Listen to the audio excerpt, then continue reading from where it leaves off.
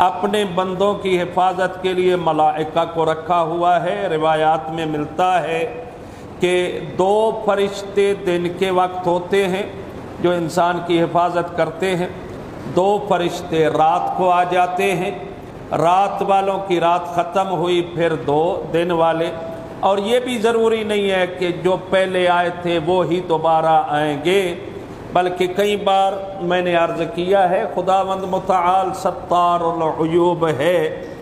کبھی کبھار ایسا ہوتا ہے کہ کچھ فرشتے ہیں جو انسان کی حفاظت کے لیے آئے ہیں، نگہبانی کے لیے آئے ہیں، انسان ان کے ہوتے ہوئے گناہ کر بیٹھتا ہے تو خداوند متعال ان فرشتوں کو دوبارہ نہیں بھیجتا کہ کہیں ایسا نہ ہو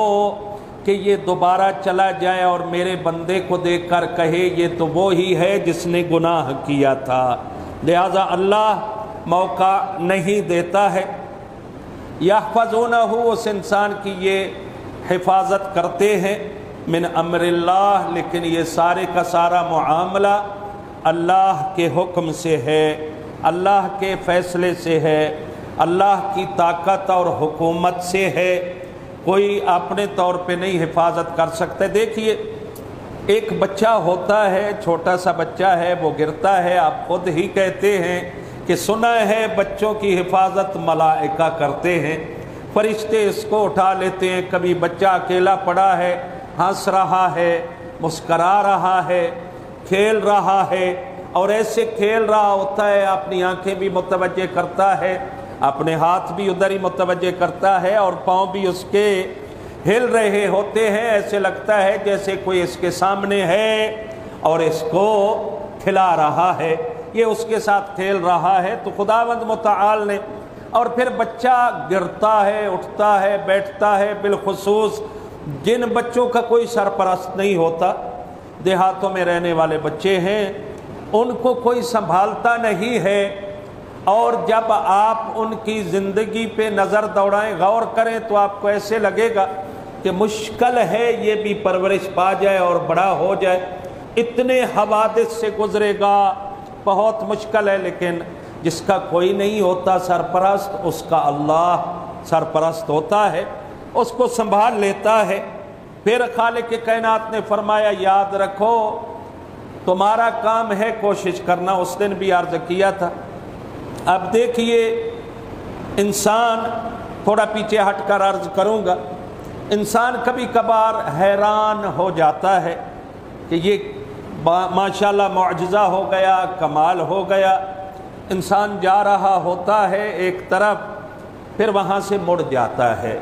کسی دوسرے راستہ کی طرف چلا جاتا ہے۔ یہاں سے نکلا اے بلاک کے لیے، اے بلاک جا رہا تھا،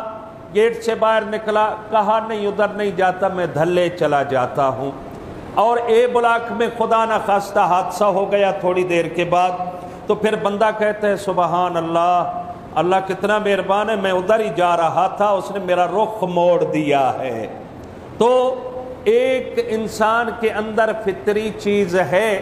انسان سمجھتا ہے، اظہار کرے نہ کرے، سمجھتا ہے کہ کوئی طاقت تو ہے جو ہمیں موڑتی ہے، کوئی طاقت تو ہے جو ہمارے ارادوں کو تبدیل کر دیتی ہے۔ میرے اور آپ کے امام علی ابن ابی طالب علیہ السلام نے ارشاد فرمایا عرفت ربی بفسخ العزائم ونقض الہمم، علی ولی فرماتے ہیں میں نے اپنے رب کو پہچانا ہے ارادوں کے ٹوٹنے کے ساتھ۔ انسان ارادہ کرتا ہے، پھر اس کا ارادہ ٹوٹ جاتا ہے، نیا ارادہ آ جاتا ہے، نیت کرتا ہے، نیت ٹوٹ جاتی ہے، نئی نیت ہو جاتی ہے۔ تو کوئی طاقت تو ہے، کوئی ذات تو ہے جو ان ارادوں کو توڑ رہی ہے۔ ایک بار بندہ کھڑا ہوتا ہے اور کھڑے ہو کر کہتا ہے میں یہ کام کر کے رہوں گا، لیکن پھر وہ کام نہیں کر پاتا، اس سے مڑ جاتا ہے۔ اس کی طاقت کو اور ہمت کو توڑنے والی کوئی طاقت تو ہے نہ، اسی طاقت کو ذات خدا کہتے ہیں۔ یہی مہربان اللہ ہے جو طاقتوں کو مضبوط بھی کرتا ہے، طاقتوں کو کمزور بھی کرتا ہے، ارادوں کو توڑ بھی دیتا ہے، ارادوں کو مضبوط بھی کرتا ہے، ارادوں کو توڑ کر بتاتا ہے کہ تمہارا ارادہ